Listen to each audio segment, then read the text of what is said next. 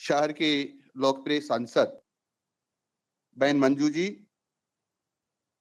और ग्रेटर नगर निगम की महापौर बहन सौम्या जी गुजर, जयपुर जिले की लोकप्रिय जिला प्रमुख बहन रमा जी चोपड़ा और पंचायती राज के शासन सचिव श्रीमान जोगाराम जी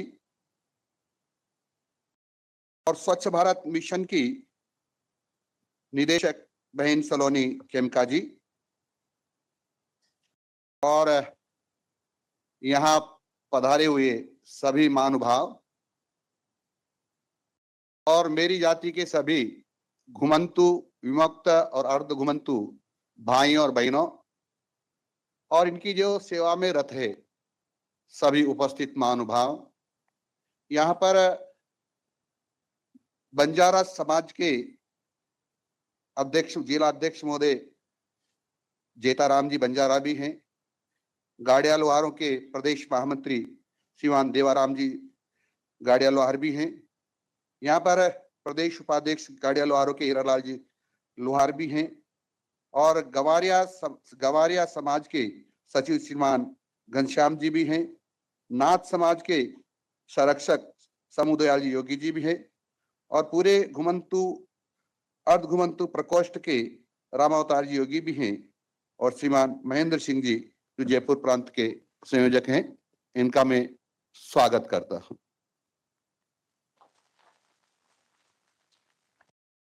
मैं माननीय मुख्यमंत्री जी का आभार व्यक्त करता हूं कि आपने मेरे एक निवेदन पर ही प्रार्थना को स्वीकार करके आज आप हमारी जाति, मेरी जाति के घुमंतु, विमुक्त और अर्धघुमंतु भाइयों के बीच में है और मैं भी अपने आप को इनके बीच में पाकर के गौरवान्वित महसूस कर रहा हूं। आपके निर्देशन में मैं कह सकता हूं माननीय मुख्यमंत्री जी, किस प्रकार का कार्यक्रम जहां आवासीय भूखंड घुमंतु या अर्धघुमंतु जातियों के हाथों में दिए जा रहे हैं, ये हिंदुस्तान का पहला कार्यक्रम है जहां इतनी बड़ी संख्या हम एक साथ इनको पट्टा देंगे। ये हमारे समाज की बहुत मेहनती कौम है, बहादुर कौम है और इनके पूर्वजों का देश की आजादी में बहुत बड़ा योगदान रहा है और इसीलिए तो हम सब लोगों ने सुना था कि घुमंतु जाति के लोगों में से कई जातियों के लोगों को हर माह या हर दिन या हर पखवाड़े और सप्ताह में उस तत्कालीन सरकारों ने थाने में हाजिरी लगाने के लिए मजबूर किया हुआ था, क्योंकि ये उस समय के क्रांतिकारियों का सहयोग करने के लिए उस समय के मुगलों के, अंग्रेजों के खजाने लूट करके क्रांतिकारियों का सहयोग भी करते थे और अपना परिवार भी चलाते थे। इनमें से कुछ जातें ऐसी है जो हम सबका मनोरंजन के लिए काम करते थे। आप सब ने देखा होगा नट जाति के लोग किस प्रकार से करतब दिखाते थे। हमारे बंजारे समाज के लोग जब ट्रांसपोर्टेशन के यानी एक जगह से दूसरी जगह सामान ले जाने कोई साधन नहीं थे तो गधे, घोड़े और ऊंटों का प्रयोग करके देश भर के एक छोर से दूसरे छोर तक हमको खाद्यान्न या खाद्य सामग्री उपलब्ध कराते थे। भारत देश के लोगों को और राजस्थान के लोगों का इनका आभार मानना चाहिए कि इन महान जातियों में जहां इस प्रकार से हम देश के लिए काम किया, परंतु हम सब ने इनको भुला दिया। लेकिन मैं बधाई देना चाहता हूं देश के प्रधानमंत्री जी को, राजस्थान के मुख्यमंत्री जी को कि आपने हमको निर्देश दिए और हमने इस प्रकार के काम में हाथ बढ़ाया। मैं आपके आशीर्वाद से ही ये कार्यक्रम संभव हो पा रहा है। मैं कह सकता हूं कि पीढ़ियां दर पीढ़ियां इस समुदाय के लोग माननीय मुख्यमंत्री जी को याद रखेंगे कि माननीय मुख्यमंत्री जी ने किस प्रकार से हम एक जगह से दूसरे घूमते रहते थे। हमारे बच्चों को बरसात में गर्मी में और सर्दी में खुले में रखते थे, जहां न हमारी सुरक्षा थी, न चोरों से थी, न गुंडों से थी। लेकिन आज हमारे हाथ में एक आवासीय भूखंड का पर्चा थमाकर, पट्टा थमाकर हमको आश्वस्त कर दिया है कि सब प्रकार की सुरक्षा हमारी होगी और हम हमारा मकान बना करके रहेंगे। मैं आपके आशीर्वाद से यह भी कहना चाहता हूं इनको कि जो माननीय प्रधानमंत्री जी ने घोषणा की हुई है कि हमारे देश में कोई भी बिना छत के नहीं रहना चाहिए, तो इस सब लोगों के जो पट्टे मिल जाएंगे तो सारे पट्टों की सूची लेकर माननीय प्रधानमंत्री जी के पास आपके निर्देशन में जाएंगे और वो बहुत उदार मना है सबको।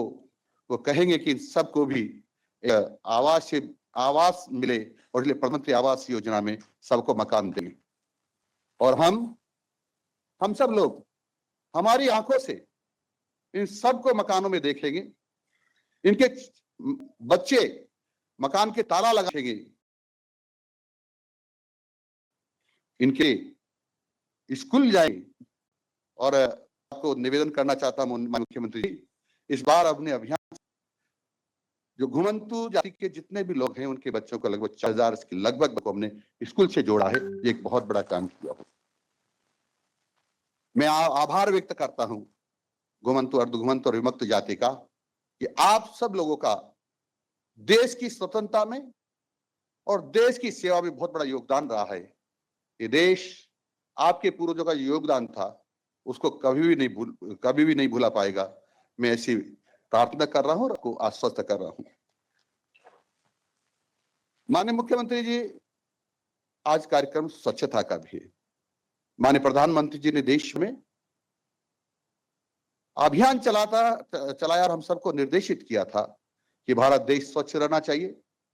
उसके 10 वर्ष पूरे हो गए हैं और उसी उपलक्ष्य में आपके नेतृत्व में आज उसको प्रगाढ़ता देते हुए तेज गति से उस काम को करने के लिए भी हमने संकल्प लिया है आपके नेतृत्व में कि आने वाले 2 वर्षों में राजस्थान को हिंदुस्तान में सबसे प्रथम स्वच्छता में प्रदेश बनाएंगे। ऐसा हम करने वाले हैं। हम जो स्वच्छता में लग रहे हैं लोग, उनकी भी सुरक्षा करेंगे, स्वास्थ्य की सुरक्षा करेंगे और उन सब लोगों का हमने स्वास्थ्य परीक्षण भी कराया है और उनको सुरक्षा उपकरण भी दे रहे हैं। और मैं आपने जैसा निर्देश दिया था कि देश भर में कहीं भी तो स्वच्छता का काम करते हैं, उनके माप का अंकन नहीं होता है, किस आधार पर उनको मजदूरी दी जाए ये कोई पता नहीं है। तो आपके निर्देशन में हिंदुस्तान में पहली बार हुआ है कि इनका बीएसआर रेट तय हो गया है कि कितने नाप की सफाई करें तो कितना उनको मेहनताना दिया जाएगा। ये भी पहली बार हुआ है। मैं जो आपने निर्देश दिए थे उनको हमने पूरा करने का प्रयत्न किया है। मुख्यमंत्री जी, मैं इतना जानता हूं कि स्वच्छता नहीं है तो हम नहीं रह पाएंगे, जिंदा नहीं रह पाएंगे, क्योंकि आप सब लोगों को जानकारी है भाई और बहनों कि जब गौ माता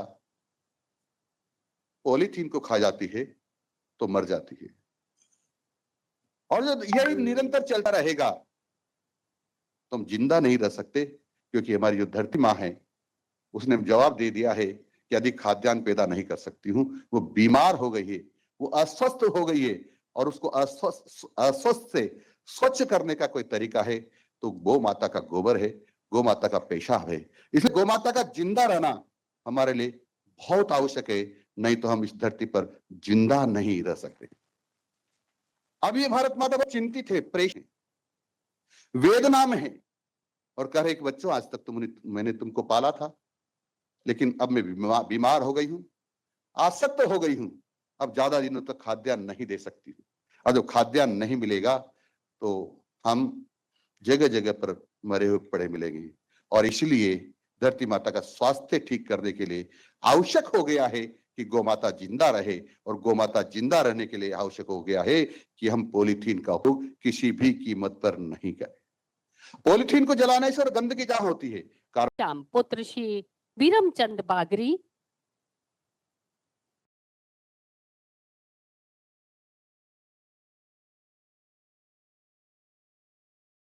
आप सबकी जोरदार तालियों की दरकार श्री रामदेव पुत्र श्री रामकिशन बागरी। श्री रामदेव जी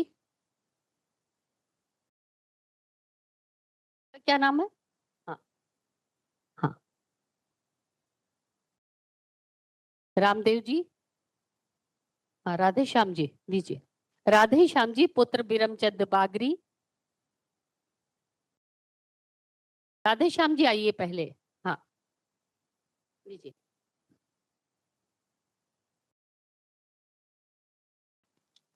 और इसके बाद रामदेव जी। रामदेव जी।